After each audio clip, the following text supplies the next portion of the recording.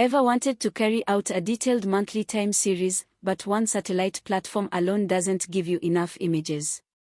In this tutorial, I'll show you how to combine Landsat-8, Landsat-9, and Sentinel-2A satellite imagery data, greatly reducing the revisit period of a single platform and at the same time enriching your data pool.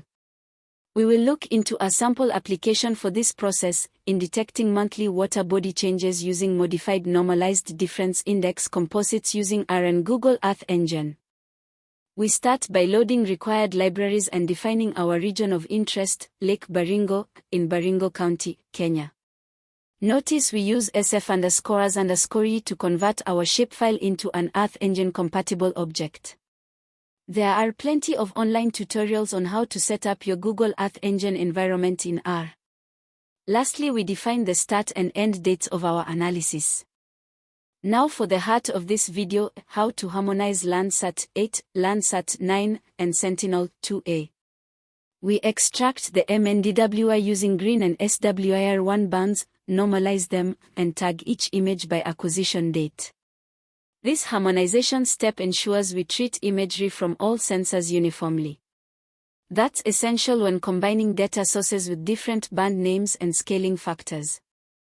After processing each sensor, we merge them into one comprehensive collection and generate monthly maximum value composites. Using a simple loop over months, we create a smooth monthly dataset for monitoring water dynamics over time.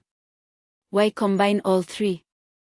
Landsat 8 and 9 offer 16-day revisit cycles, but Sentinel-2A gives us even more frequent coverage.